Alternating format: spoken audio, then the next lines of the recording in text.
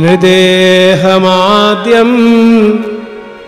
সুলভং সুদুর্লভং প্লবং সুকল্পং গুরুকর্ণধারম মায়ানুকূলেন ন ভাস্বতে ঋতম পুমান ভবাব্ধীন ন তরেত স আত্মহা। জয় নিতাই। যে সংস্কৃত শ্লোকটি বললাম 18 পুরাণের মধ্যে শিরোমণি স্বরূপ শ্রীমদ্ ভাগবতের এই শ্লোক। নৌকা বিলাসের তত্ত্বটি এই শ্লোকের মধ্যে লুকিয়ে আছে। বলছে আসল নৌকা কোনটা? যে নৌকায় আমরা গঙ্গায় উঠি, কাঠের নৌকা, নাকি যে নৌকায় আমরা সমুদ্রে যাই, লোহার নৌকা? লোহার না কাঠের? সবাই আপনারা ইঙ্গিতে দেখাচ্ছেন যে লোহার নৌকাও নয়, কাঠের নৌকাও নয়। এই যে ভাগবতের ভাষায় নৃদেহম, নরদেহ, দন্তে নয় রি, নৃ মানে নর, দেহম নৃদেহম নরদেহম, আদ্যম আদি, আদি নৌকা, সুলভম সুলভ নৌকা, আবার দুর্লভম কিন্তু দুর্লভ নৌকা। বলে একই জিনিস সুলভ বলছেন দুর্লভ বলছেন, সব খিচুড়ি পাকিয়ে যাচ্ছে, মাথায় ঢুকছে না। এই জন্য বলে যে ভাগবত পড়ো গিয়া বৈষ্ণবের স্থানে। নিজে নিজে যদি তুমি মানে বার করতে চাও, খিচুড়ি পাকিয়ে যাবে। এই যে বলছে যে নরদেহটা এমন নৌকা যেটা সুলভ এবং দুর্লভ। তো যেটা সুলভ সেটাই আবার দুর্লভ হয় কি করে?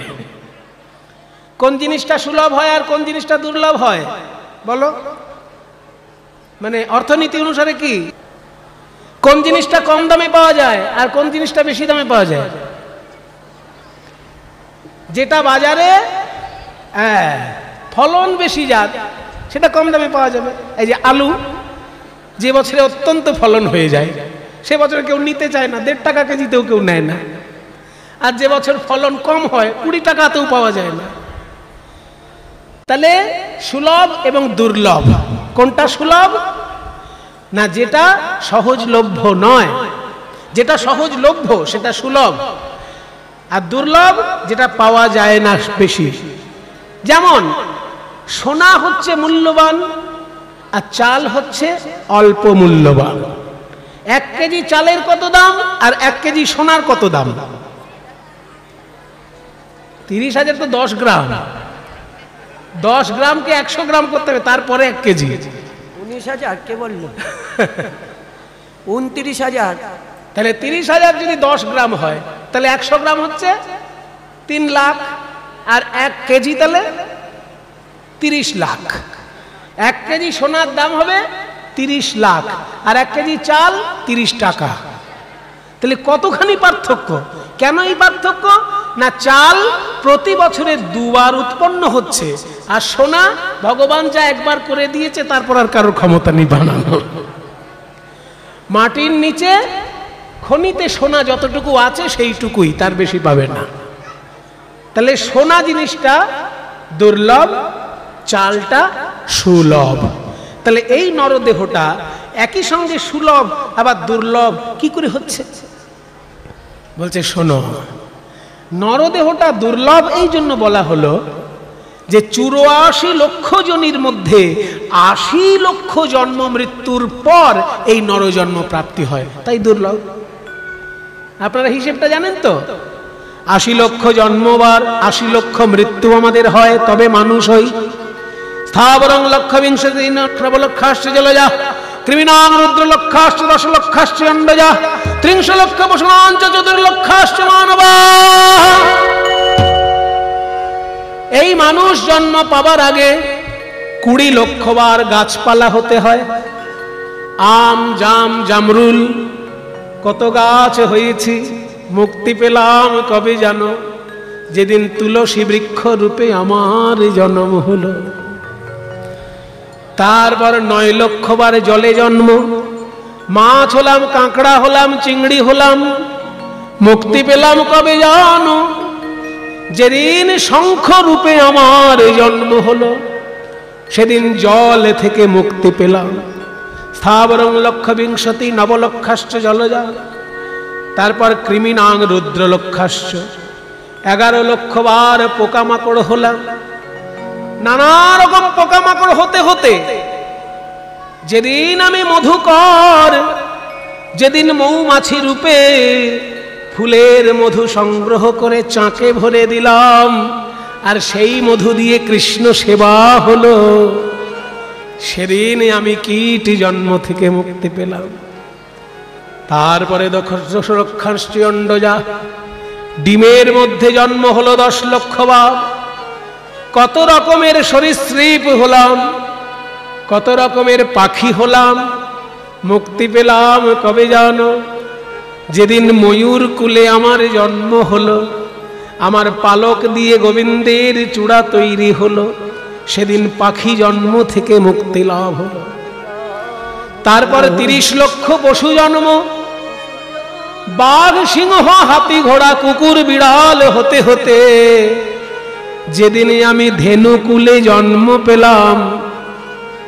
গরু রূপে জন্ম পাওয়াটা অত সহজ নয়। গরু জন্মে যে পবিত্র দুগ্ধ উৎপন্ন করা যায়, অন্য কোন পশুর দুগ্ধ অতটা পবিত্র নয়। যারা বোকা লোক তারা বলে গরুও ঘাস খায়, ছাগলও ঘাস খায়, তাহলে গরু আর ছাগলে কি এমন পার্থক্য মশাই?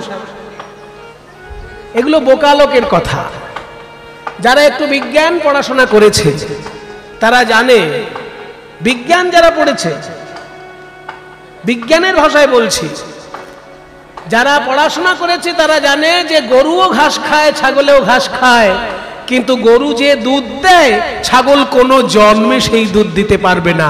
কারণ বিজ্ঞানের ল্যাবরেটরিতে প্রমাণ হয়েছে যে একমাত্র দুধ, গরুর দুধ, যার মধ্যে 6 রকমের খাদ্য গুণ সমানভাবে বিরাজ করছে। খাদ্য 6 রকমের হয়। 6 রকমের খাদ্য যে একটা খাদ্যে পাওয়া যায় তাকে বলে সুষম আহার। এই সুষম আহারটা বিজ্ঞানের ভাষা। এক রকমের মধ্যে 6টি খাবার। কার্বোহাইড্রেট, এই যে আমরা রুটি খাচ্ছি, ভাত খাচ্ছি, এর মধ্যে প্রধান অংশটা হচ্ছে কার্বোহাইড্রেট। রুটির মধ্যে, গমের মধ্যে, সমস্ত কিছু কার্বোহাইড্রেট। তারপর প্রোটিন, তারপর ফ্যাট, তারপর মিনারেলস, ভিটামিন এবং ওয়াটার, জল। এই 6টি জিনিস হচ্ছে একসঙ্গে খাদ্যগুণ। এবং একটা খাদ্যের মধ্যে যদি এই 6 রকমের খাবার থাকে তাকে বলা হয় সুষম আহার। এটা পাওয়া যায় গরুর দুধে, ছাগলের দুধে নয়। কিন্তু ছাগলও ঘাস খায়, গরুতেও ঘাস খায়। গরু যে দুধ দেবে, ছাগলের ক্ষমতা নেই সেই দুধ দেবার। কাজে যারা বলে যে ছাগলও ঘাস খায়, গরুও ঘাস খায়, ছাগলের গরুতে কি এমন পার্থক্য মশাই, তারা বোকার হদ্দ, তারা বিজ্ঞান পড়েনি, বোকা তারা। তাই বলছে 84 লক্ষ জন্মের মধ্যে 30 লক্ষ জন্ম পশু জন্ম আমাদের। তার মধ্যে যেদিনকে ধেনুকুলে আমাদের জন্ম হয়, সেই দিনকে পবিত্র দুগ্ধ উৎপন্ন করে গৌর গোবিন্দর সেবায় আমরা ভোগ নিবেদন করতে পারি। আমাদের পশু জন্ম উদ্ধার হয়ে যায়, উদ্ধার হয়ে যায়। এইভাবে 80 লক্ষ জন্ম পার করে তারপর মনুষ্য জন্ম। তাই ভাগবত বলছে দুর্লভ, এই নরদেহ নৌকা শ্রেষ্ঠ নৌকা। কেন না দুর্লভ, দুর্লভ বলেই শ্রেষ্ঠ। চাল শ্রেষ্ঠ নয়, কারণ প্রতি বছর 2 বার চাষ হয়। সোনা শ্রেষ্ঠ কেন? সেটা যা মাটির তলে আছে তার বেশি পাবে না, সেই জন্য সোনা দুর্লভ, চাল সুলভ। এই নরদেহ দুর্লভ কেন না 80 লক্ষ জন্ম পার করে এসে তবে নরজন্ম। বলে তাহলে আবার সুলভ বলছেন কেন? ওই জন্য শ্লোকটা বললো না, নৃদেহমাদ্যম সুলভং সুদুর্লভম। বলছে একে সুলভ বলছেন, আবার বলছে সুদুর্লভ। তা সুলভ হলে আবার সুদুর্লভ হয় কি করে? বলছে দুর্লভ আবার সুলভ কেন জানো?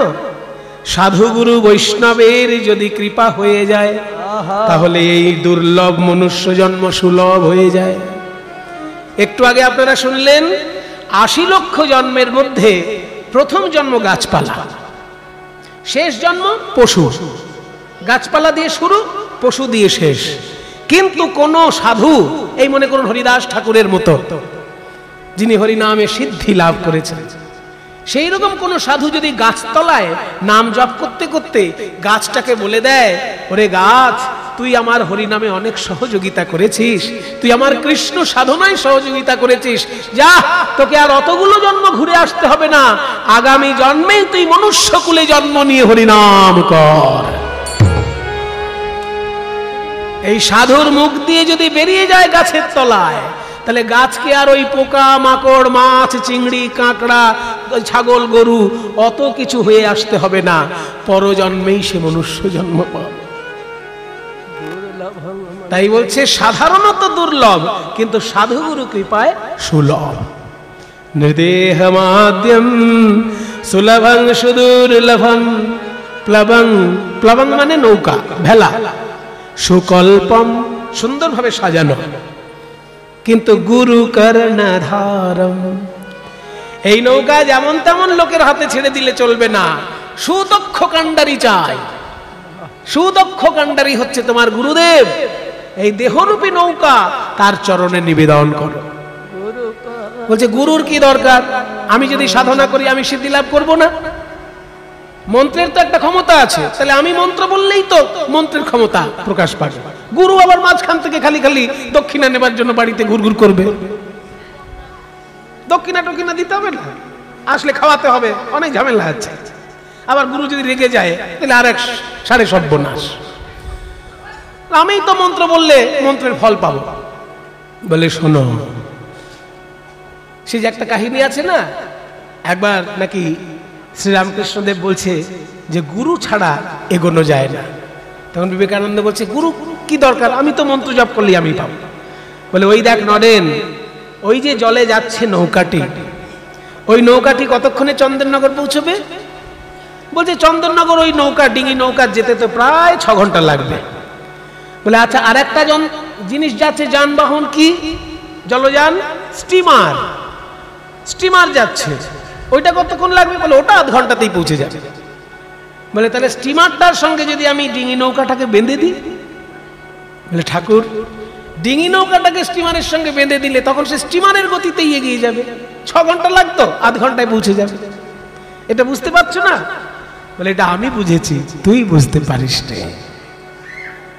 ডিঙি নৌকা নিজের ক্ষমতায় গেলে পরে যেমন 6 ঘন্টা পর পৌঁছবে, কিন্তু স্টিমারের সঙ্গে তার যোগ থাকলে সে যেমন আধ ঘন্টায় পৌঁছে যাবে, তেমনি তুমি মন্ত্র জপ করে কবে কি সিদ্ধি লাভ করবে তার ঠিক নেই, কিন্তু সৎগুরুর সান্নিধ্য যদি তুমি পাও, অনায়াসে গোবিন্দ চরণ তুমি একদিনকে পেয়ে যাবে। গুরু কর্ণধারম, তাই যাহার প্রসাদে ভাই এ ভব তরিয়া যায়, কৃষ্ণ প্রাপ্তি হয় যাহা হই। কৃষ্ণ প্রাপ্তি হয় যাহা হইতে।